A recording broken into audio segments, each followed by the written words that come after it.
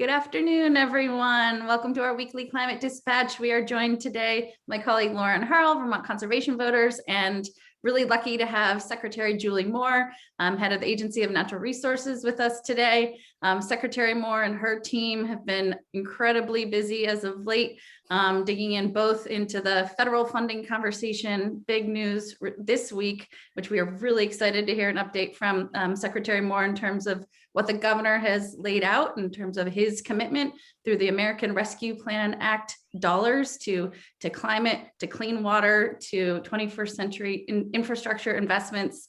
Secretary Moore is going to tell us a little bit more detail about that proposal, and also then give us an update briefly on the work of the Climate Council. We've been keeping you updated on that work, and obviously Secretary Moore has a very important big role in that conversation and in the implementation of the work underway and the climate action plan that the council will deliver in December of 2021. So there's a lot happening. So Secretary Moore, we have two specific things we'd love to ask you about, sort of two buckets of this conversation. And first, if you don't mind just telling us, and sounds like you might share a couple slides about the governor's plan for, or hoped for plan for the American Rescue Plan Act dollars, what he'd like to see. Yes. Oh, thank you for having me. It's a pleasure to be here with both of you this morning. And I will start by sharing my screen. Let's see. I'm not sure I'm doing this all in the right order. Hopefully you are able to see this. Yeah. Okay. So the governor's proposed fund use of the more just slightly north of $1 billion in American Rescue Plan, or sometimes we've taken to calling it ARPA funding, is broken up into really 5 broad categories: economic development, climate change, water and sewer infrastructure, housing, and connectivity. And obviously, for purposes of our conversation here, going to focus on the climate change bucket. The governor has proposed $200 million of investment in this space. In order to qualify as a use for these rescue plan funds, it needs to be, the investments either need to be associated with addressing impacts associated with COVID, or the economic recovery on the other end. And we believe that these pieces fit well into those qualifiers, and also have the added benefits of reducing greenhouse gas emissions, helping improve air quality, particularly indoor air quality, and therefore public health, and also advancing resilience. There are 5 elements of the $200 million proposal. The first 4 of which I would refer to as no regrets policies. These are things we know we need to do. Oh dear, can I pause this? Sorry, like I have to answer the phone. It may be my mom.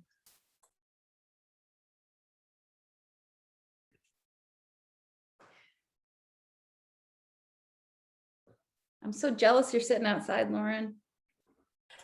My apologies. Well, let me, I just paused the recording. So I'm going to start it again, and you can just go forth from where you left off. Okay.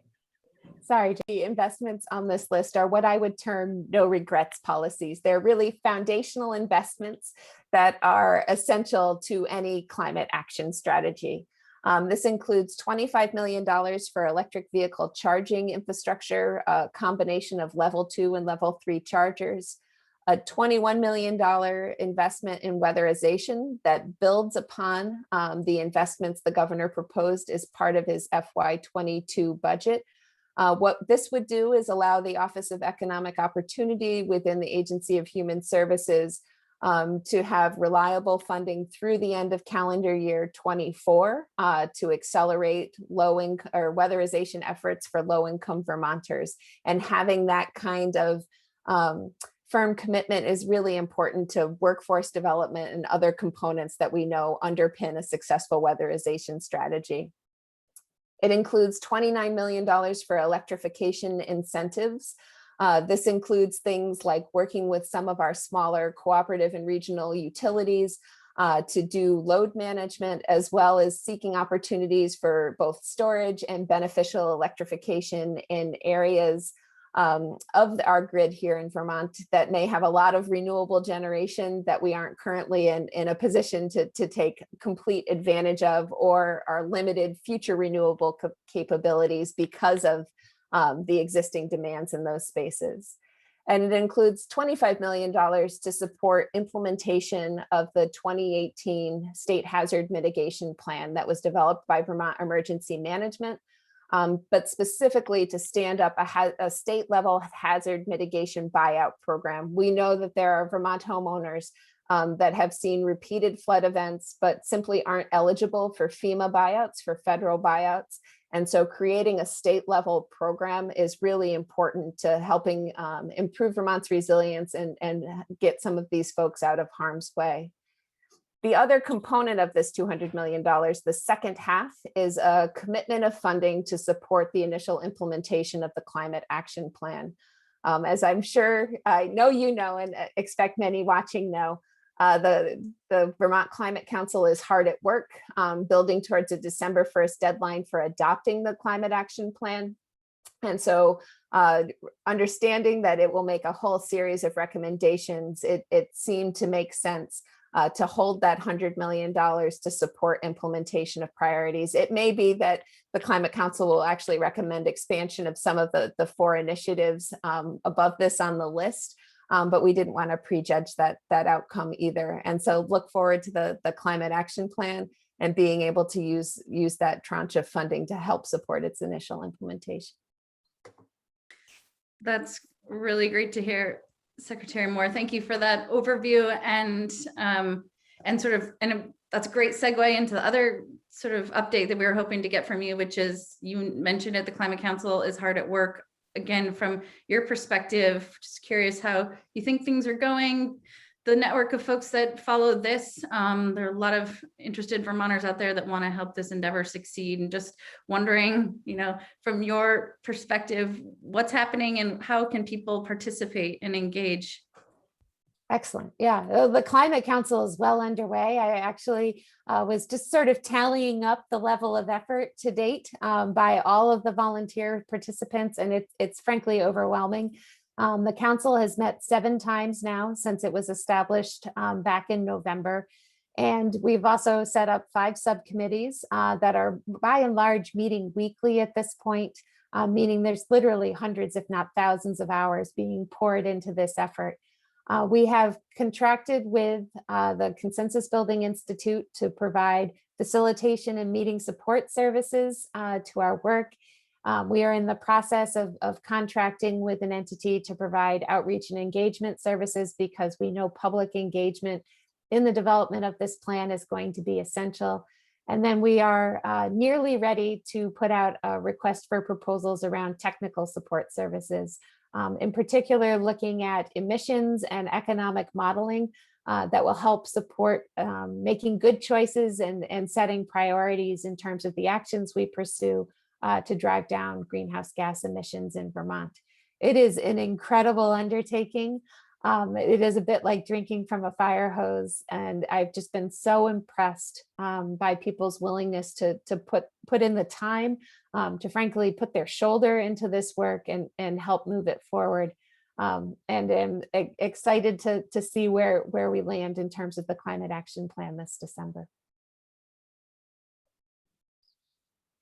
That is really great, and we will definitely be keeping people posted as there's various points of weighing in. I know there is a public portal that has now been set up where people can weigh in anytime, but there will certainly be more facilitated engagement opportunities to make your voices heard. So I know lots of you are eager to be weighing in and also putting your shoulders in, as Secretary Moore said.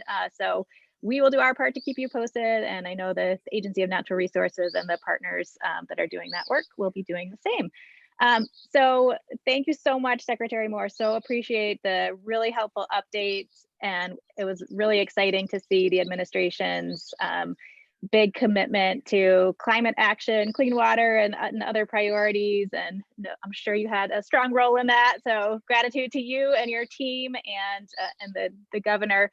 So we always end these with a call to action. And this week, we really did want to encourage people to take a moment to make a phone call or send an email We'll put a link for you of how to do that to the governor's office to express gratitude for prioritizing climate action in this big investment opportunity with these one-time funds, and the ongoing commitment that we know that this work is going to take. So take a moment to do that. We need all of our parties, our administration, our legislature, and you all pushing in the same direction for the big transformation we know we need to take. We'll be back next week talking more about what's happening on the legislative front as they pick up these ideas and are running with the budget and the funding, and how you can get engaged there. But we will be back in touch then. Hope you all are able to enjoy this beautiful day and what looks to be a beautiful weekend. And we'll be back in touch soon. Thank you all. Take care.